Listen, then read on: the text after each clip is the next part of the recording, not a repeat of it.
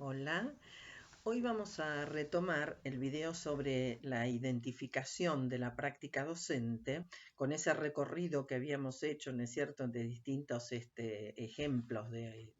o de situaciones de prácticas que nos da la historia de la educación y para considerar que precisamente la práctica tiene que ver con planeamientos, con metodologías, con formatos de evaluación, con currículum, con contextualizaciones, con decisiones, con jerarquías, con poderes y también con instituciones. Y entonces vamos a trabajar un poquito esto de las instituciones educativas. El término institución, que es un poco difícil de delimitar, está trabajado tanto por textos de derecho,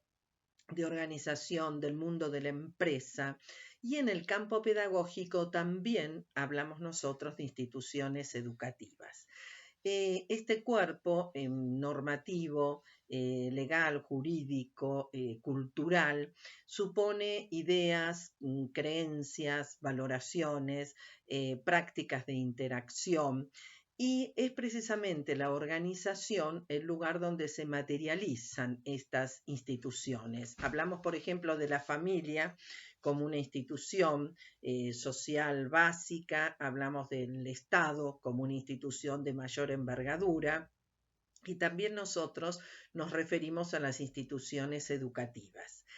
Eh, Hay un trabajo de Leonardo Schwartzstein que nos habla precisamente de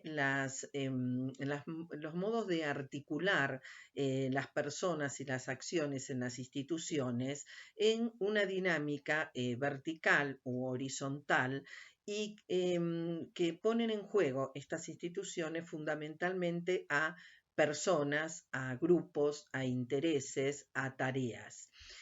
Precisamente en estas interacciones aparecen ciertos conflictos y también procesos de resolución que van racionalizando más cuestiones sociales, profesionales, afectivas para su superación. Aldo Shelmenson, desde el campo de la psicología, también nos aporta la información acerca de cómo las ciencias sociales, las ciencias humanas, han tenido tanta incidencia en el campo de la organización y administración de las instituciones. Y acá precisamente la presencia de la psicología, de la sociología, de la política, de la economía, van perfilando preocupaciones y formas de interactuar en las instituciones. Frente a esta posibilidad de conflictos, de desajustes, de malestares institucionales, hemos visto también recorridos distintos para su solución. La institución educativa tampoco está lejos de ello. Por ejemplo, nosotros hablamos del término negociación, por ejemplo, de cómo negocian los docentes con los alumnos para tomar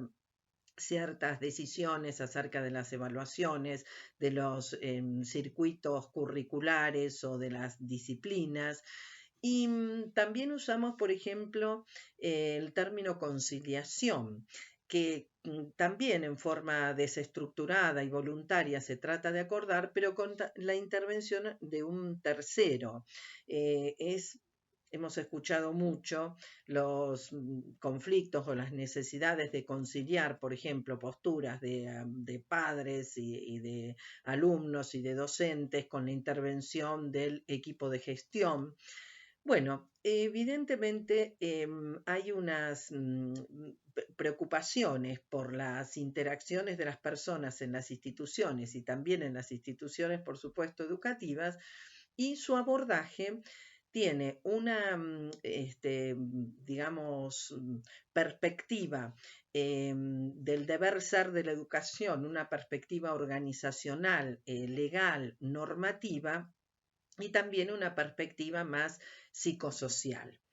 En el campo de la pedagogía y de la sistematización de la pedagogía, nosotros hablamos de la organización y administración escolar como esa forma de disponer elementos, disponer componentes institucionales para que pueda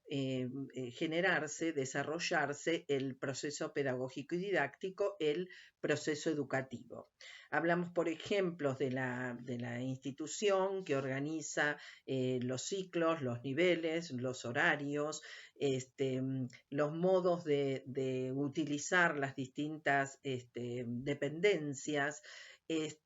la organización, por ejemplo, del currículum, la simultaneidad como una característica organizacional, ¿no es cierto?, donde todos los alumnos juntos aprenden lo mismo simultáneamente, la graduación, que responde a las edades de nuestros alumnos, la presencialidad, hay un porcentaje de asistencia obligatorio en cada uno de los niveles. Todas estas son cuestiones evidentemente organizacionales que tienen antecedentes en el mundo de las empresas. Nosotros, por ejemplo, reconocemos distintos enfoques y comportamientos organizacionales. Por ejemplo, hablamos con naturalidad en el mundo de la empresa de los recursos materiales y de los recursos humanos. Esta idea de recursos humanos supone la selección del personal, que lo hace generalmente un equipo interdisciplinario de psicólogos, sociólogos, desde la mirada también de las políticas institucionales, y que en la selección de este personal responde a la intencionalidad de mejorar la producción. Luego, el enfoque de los, ya no de los recursos humanos, sino de las relaciones humanas entre los años 30 y 60, la perspectiva de Maslow y una mirada más psicológica, pone en evidencia la necesidad de que el personal sea considerado desde distintas dimensiones de su persona, de su vida, de sus emociones, para lograr mayor rendimiento en la institución. Otro de los enfoques que han estado circulando significativamente es el enfoque de las axiológico, de las valoraciones. Es decir, que si las personas que conforman o que trabajan en una institución comparten valores con la gestión de esa institución y con los otros integrantes, allí se va a lograr mayor compromiso y mayor voluntad de trabajo. Otro de los enfoques que ha tenido fuerte incidencia en los años 70 es el enfoque sistémico. Conjuntos de elementos que interactúan, que se ordenan en función de objetivos, de una propuesta de búsqueda de metas, y hablamos en el campo de la educación del sistema educativo. Este sistema educativo que tanto fue trabajado desde el campo de la organización escolar, por ejemplo en Argentina, la autora Lilia de Materi ha trabajado desde el punto de vista organizacional la conformación de la escuela como un sistema, de un sistema abierto de conexión permanente con la sociedad, y al estudiar las características de esa sociedad, de esa comunidad y de esa institución, se pueden prever, por un lado, planificaciones, organizaciones como pueden ser los proyectos curriculares de la institución, acordados entre los docentes de los distintos grados o cursos en forma horizontal y vertical y en cada uno de los niveles del sistema, o bien dando resultados con planeamientos de tipo estratégicos y operativos ante emergencias o necesidades de la institución. Bueno, el sistema educativo y la organización no se generan de manera lineal, sino precisamente interactuando en cuanto se conforman o se movilizan cualquiera de sus elementos. Si nosotros decimos, por ejemplo, una modificación de normativas, de legalidades, de acciones de capacitación docente, organización del edificio y de las dependencias de una institución, cualquiera de estos elementos que nosotros podamos tomar del todo institucional, del todo escolar, va a tener incidencia sobre el resto. Hay otro enfoque que es precisamente el enfoque que queremos mirar hoy, es el enfoque culturalista. Es decir, mirada de las instituciones a través de las construcciones que realizan culturales, de sus modos de ser, de sus idiosincrasias, de las posibilidades que tienen de proteger este entramado cultural y también de transformarlo. Entonces, para ello podemos ir recuperando un poco estas ideas que en el video donde vimos el enfoque curricular crítico, así nos referimos a dos grandes grupos teóricos de incidencia humanistas, que es el de procedencia alemana y el de procedencia francesa, en las conformaciones pedagógicas del sistema educativo argentino. Y dentro de esta tradición precisamente alemana, podemos hoy mirar la pedagogía filosófica, culturalista de procedencia alemana, y uno de sus más interesantes exponentes que ha sido Eduard Spranger. Eduard Spranger, en un trabajo que tiene un siglo, porque es un ensayo de 1919, él habla de cómo estudiar, conformar, transformar a las instituciones educativas. Y habla de estas necesidades de transformación en los primeros siglos, en las primeras décadas del siglo XX, y donde habla de la necesidad de no resolver el abordaje institucional desde un lugar normativo del deber ser de la pedagogía, sino desde su propia vida, su propia dinámica, interactuando con las fuerzas, los movimientos, los intereses, las manifestaciones de la sociedad, valorando precisamente estas relaciones entre sociedad y escuela, y generando lo que él llama el humanismo de la comunidad, de lo construido, de lo abordado en forma conjunta entre todos los miembros de la comunidad, que es muy distinto al humanismo liberal, que enfatiza el helenismo, las tradiciones de la Alemania, las cuestiones organizacionales racionales, el individualismo, la competencia que genera, por ejemplo, el ir identificando a las personas, a los miembros de una sociedad o de una escuela, los alumnos, a través del rendimiento de pruebas psicológicas. Spranger señala que este individualismo, esta manera uniforme de trabajar una institución educativa, genera violencia, y por otro lado lleva también a el individualismo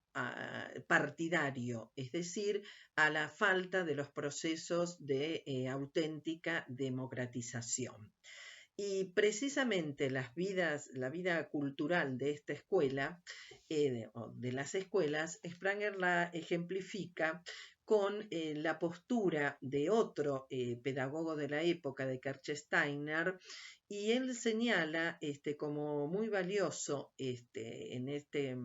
ensayo de educación y cultura del autor que estamos trabajando, señala una exposición, una conferencia que Kerchsteiner dio en 1914, año, ¿no?, de inicio de la Primera Guerra Mundial, refiriéndose a la necesidad de preparar a los jóvenes en los trabajos compartidos, comunitarios, porque estos jóvenes, esta alegría de lo nuevo, que Philippe Mérieux un siglo después lo va trabajando también, ¿no es cierto? La renovación de las instituciones educativas a través de la presencia de nuestros nuevos alumnos, son los que realmente van a poder transformar a las instituciones y humanizar a la sociedad.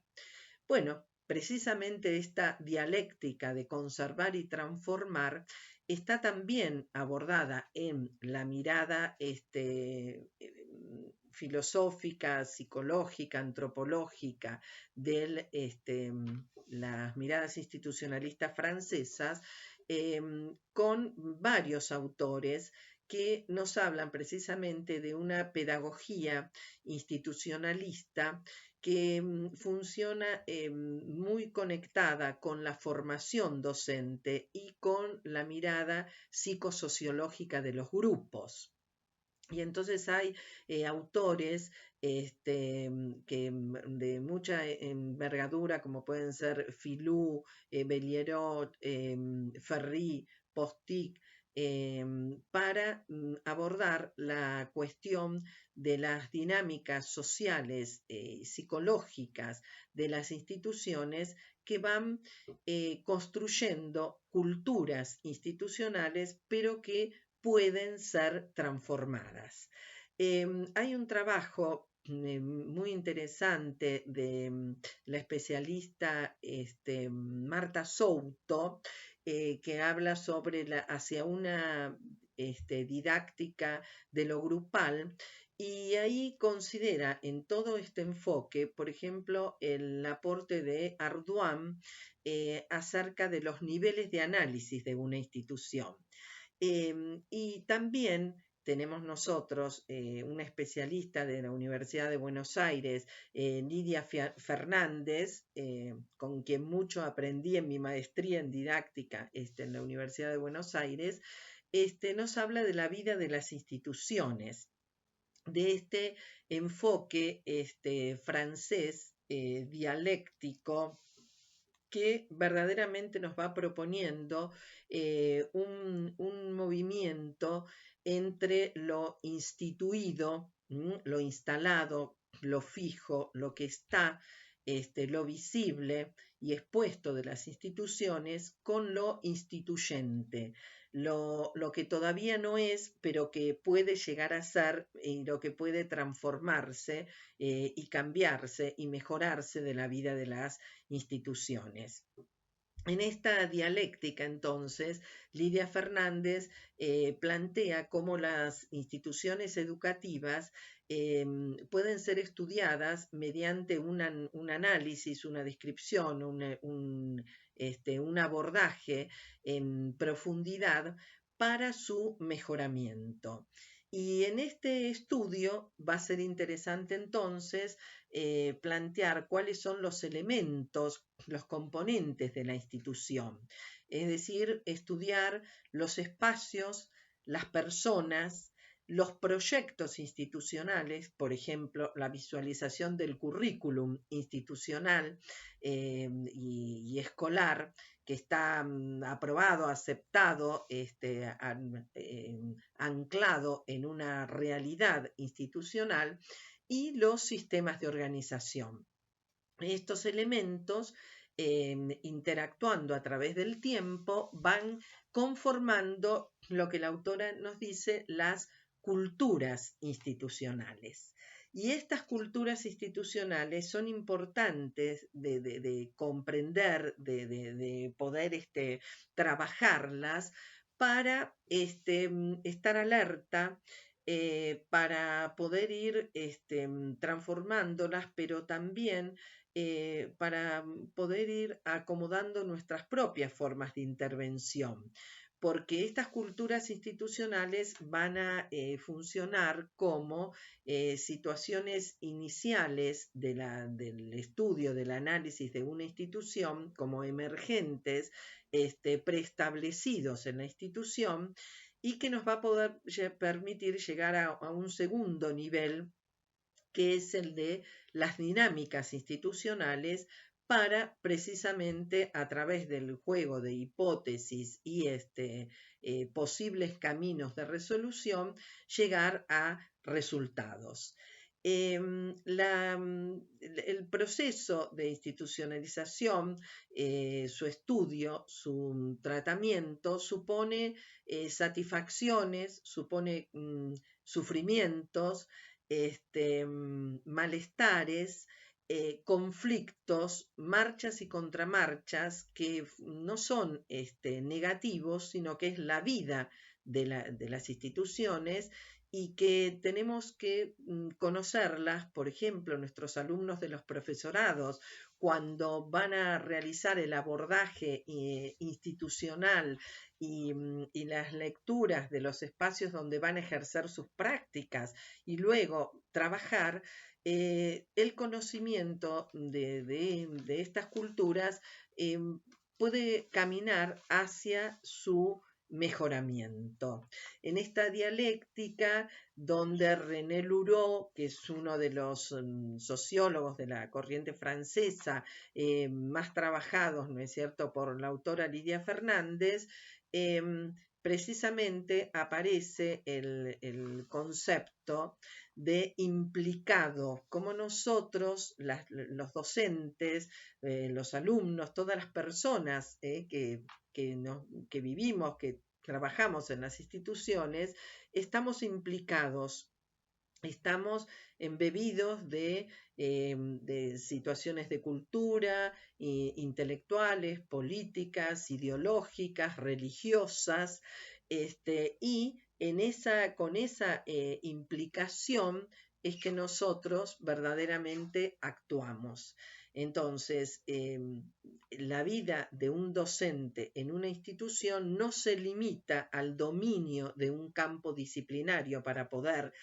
transmitir, enseñar, ordenar su propia didáctica, sino que tiene atravesamientos culturales, sociales, psicológicos, de grupalidad, que bien vale la pena su abordaje para poder trabajar algo que nos interesaría ver a futuro, que es precisamente el planeamiento de las instituciones, cómo planificar el currículum institucional y cómo planificar ante situaciones de emergencia institucionales. Nos vamos a ver entonces en un próximo video con esos abordajes.